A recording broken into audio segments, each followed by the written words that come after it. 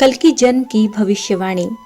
भविष्य मल्लिका में महापुरुष अच्युतानंद दास जी ने 600 साल पहले भगवान श्री कल्कि के जन्म और उनके द्वारा प्राणियों के उद्धार के बारे में कुछ भविष्यवाणियां की गई हैं। इस ग्रंथ में भगवान श्री विष्णु के 10वें अवतार का जन्म कब, कहाँ और कैसे होगा, इसके बारे में बताया गया है। भविष्य मल्लिका के अनुसार जब शास्त्रों के नियमों का कोई भी व्यक्ति पालन नहीं करेगा, मनुष्यकृत पापों के कारण धरती पर बार बार भूकंप आने लगेंगे, समुद्र का जल स्तर बढ़ जाएगा, लोग रोग महामारियों के कारण मरने लगेंगे और ये सभी पाप मानवता को ग्रास करने लगेंगे। तब भगवान विष्णु अपना बैकुंठ धाम छोड़कर मानव शरीर में जन्म लेंगे और साधारण मानव की भांति लीला करेंगे। शास्त्रों के अनुसार भगवान कल्कि कलयुग के अंत में अवतरित होंगे। तो क्या इसका अर्थ ये है कि कलयुग का अंत हो चुका है? कई वैदिक शास्त्रों के अनुसार कलयुग की संभावित आयु 4,32,000 वर्ष मानी गई है, किंतु भविष्य मल्लिका, मनुस्मृति और गर्ग संहिता जैसे अन्य शास्त्रीय ग्रंथों के अनुसार कलयुग की वास्तविक आयु 5,000 वर्षों की ही होगी। वर्तमान में कलयुग को 5,130 वर्ष पूरे हो चुके हैं। भविष्य मल्लिका के अनुसार ये कहा जा सकता है कि कलयुग का अंत हो चुका है और भगवान कल्कि का अवतार भी हो चुका है। समय से पहले कलयुग का अंत कैसे संभव हुआ? अगर उदाहरण से समझा जाए तो आमतौर पर हर इंसान की उम्र 100 साल मानी जाती है, लेकिन अगर वह पाप कर्मों में लिप्त हो जाए तो उसकी आयु कम हो जाती है। इसके अलावा किसी अन्य वंश अकाल मृत्यु या जल्दी आयु भी घट जाती है और मृत्यु समय से पहले भी हो जाती है। ठीक उसी प्रकार कलयुग की आयु पूर्ण रूप से 4,32,000 होते हुए भी बढ़ते पापों के कारण उसके 4,27,000 साल कट गए, तो अब बचे हुए 5,000 वर्षों का भी अंत हो चुका है। तो अब परिवर्तन का समय चल रहा है।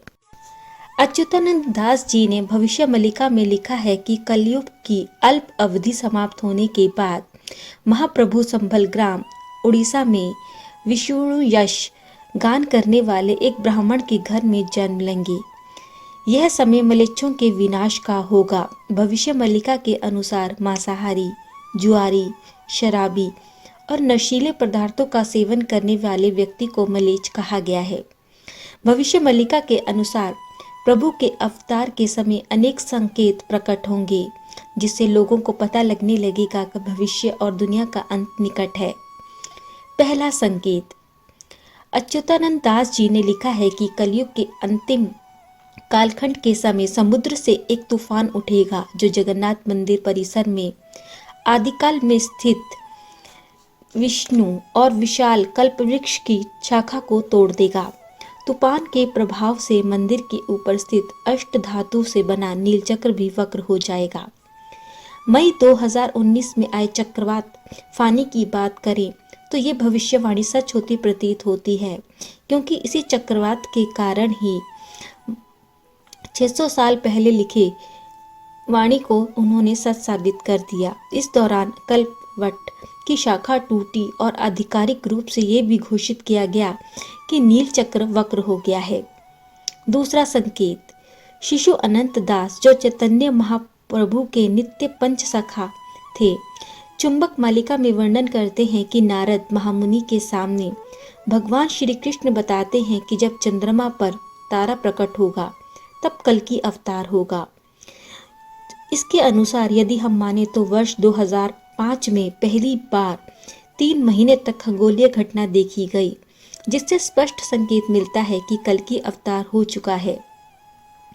कृष्ण और अर्जुन के संवाद से संकेत, महापुरुष अच्युतानंद दास जी ने आज से लगभग 600 साल पहले अपने मालिका ग्रंथ हरि अर्जुन चौतिशा में द्वापर युग के अंतर्गत श्री कृष्ण और अर्जुन की वार्तालाप को वर्णित किया है, जिसमें प्रभु जी कहते हैं कि कलयुग के अंत में जब नीलांचल अर्थात जगनपुरी में छोड़ूंगा तब कुछ संकेत प्रकट होंगे। मेरे मंदिर के रत्न 14 में आग लग जाएगी, भंडार घर में रात्रि में चोरी होगी, मंदिर से पत्थर गिरने लगेंगे, अरुण स्तंभ के ऊपर गिद्ध बैठेंगे, तूफान से मंदिर का नील चक्र वक्र हो जाएगा। प्रभु कहते हैं कि ये मेरा सत्य वचन है। उसी समय मैं नीलांचल छोड़कर कल्कि अवतार लूंगा। यह भी ज्ञात है कि ये सभी घटनाएं हाल ही के कुछ वर्षों में जगन्नाथ मंदिर में पहले ही घटित हो चुकी हैं।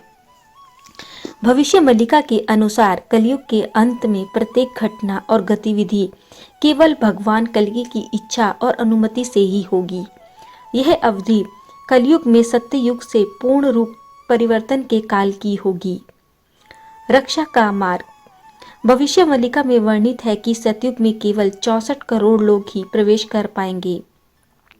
आने वाली भयावह स्थिति से बचने के लिए मनुष्य को धर्म के मार्ग पर चलना होगा। मांस, मदिरा व किसी भी प्रकार के नशा से खुद को पूर्ण रूप से मुक्त करना होगा। श्रीमद् भागवत महापुराण का नित्य पाठ करना होगा। मन में निरंतर माधव नाम का जाप करना होगा। नियमित रूप से त्रिकाल संध्या का समयानुसार पालन करना होगा। माधव नाम का जाप। जो भी भक्त माधव नाम का निरंतर जप करेंगे वे इस कलयुग और सत्ययुग के संधि काल में जन्म मृत्यु के चक्र से मुक्त होकर परम पद को प्राप्त करेंगे।